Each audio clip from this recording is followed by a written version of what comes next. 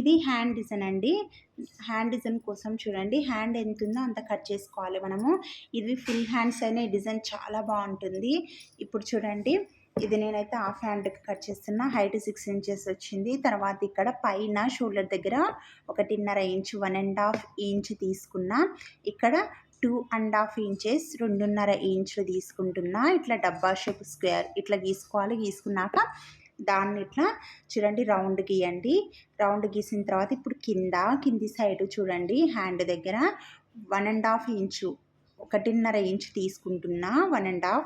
Next ఇక్కడేమో కింద 4 ఇంచులు చూడండి, 4 ఇంచెస్ దగ్గర మార్క్ పెట్టేయండి.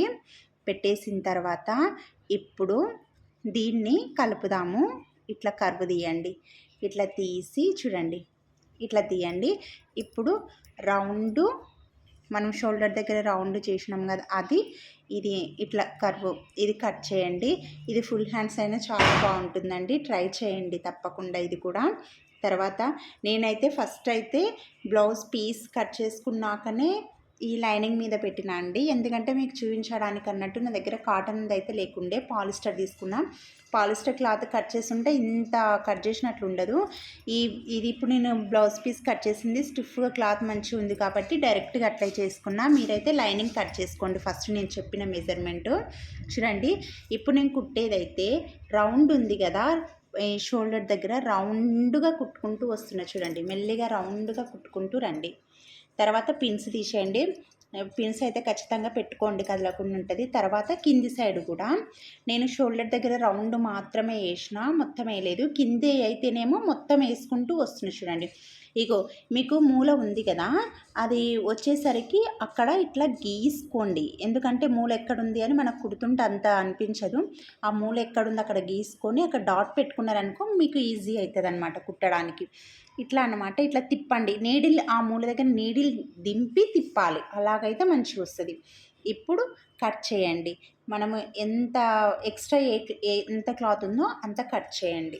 చూడండి, ఇట్లా కట్ చేయాలి మొత్తము. అవుట్లైన్ మొత్తం కట్ చేయండి. ఇప్పుడు ఈ మధ్యలో కూడా కట్ చేయండి. ఇట్లా కట్ చేసిన తర్వాత చూడండి, ఇట్లా కట్ చేయాలి. ఇప్పుడు చూడండి, ఖచ్చితంగా ఇట్లా కట్ చేస్తాం కదా, కట్ చేసిన తర్వాత ఘాట్లు పెట్టాలండి. ఇట్లా కట్స్ ఖచ్చితంగా ఇవ్వాలి. ఇస్తే మనకు ఉల్టా తిప్పేటప్పుడు మంచిగా తిరుగుతుంది. ఇక్కడ కట్స్ ఇచ్చేటప్పుడు కూడా క్రాస్ గీయాలి, స్ట్రైట్గా. ఇక్కడ మూల దగ్గర స్ట్రైట్ వస్తుంది. చూడండి, క్రాస్ ఘాట్లు పెట్టిన తర్వాత ఇప్పుడు దీన్ని చూడండి, ఇప్పుడు ఇట్లా తిరిగేయాలి.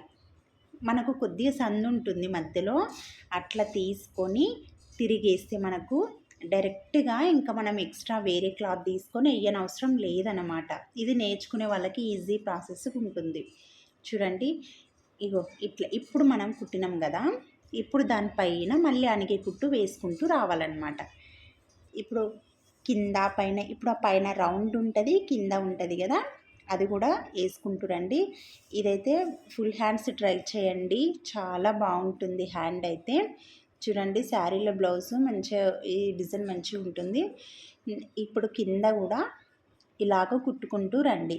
ఈ కుట్లేసేటప్పుడు ఇక్కడ కూడా అండి నీడిల్ దింపిన చూడండి, నేను మూల దగ్గర నీడిల్ దింపి సూది దింపి తిప్పుకొని మళ్ళీ క్లాత్ లైనింగ్ క్లాత్ బయటికి కనిపించకుండా వేసుకుంటూ రండి, అడ్జస్ట్ చేసుకుంటూ రండి. ఇదిగోండి ఇట్లా వచ్చింది కదా. తర్వాత ఇట్లా కుట్టుకోవచ్చు, లేదంటే ఇట్లా థ్రెడ్ ఉంటుంది కదా, థ్రెడ్ కూడా చిన్న కట్ చేసి హోల్ ఉంది కదా, హోల్కి చూడండి నేనైతే 3 పెట్టేసిన. ఫుల్ హ్యాండ్స్కి అయితే ఇంకా ఎక్కువ వస్తాయి నాకు తెలిసి. ఫుల్ హ్యాండ్ అయితే ఇంకా మంచిగా ఉంటుందండి అసలు. చూడండి, మీరు ఇట్లా ట్రై చేయండి. ఫుల్ హ్యాండ్ చాలా బాగుంటుంది. ఇట్లా ఇటు సైడ్ 3 పెట్టేసిన. మళ్ళీ సేమ్ ఇక్కడ మనము ఎట్లా పెట్టినామో అంతే అదే లైన్ మీద మళ్ళీ యువతల సైడ్కి కూడా పెట్టుకుంటూ రండి సమానం.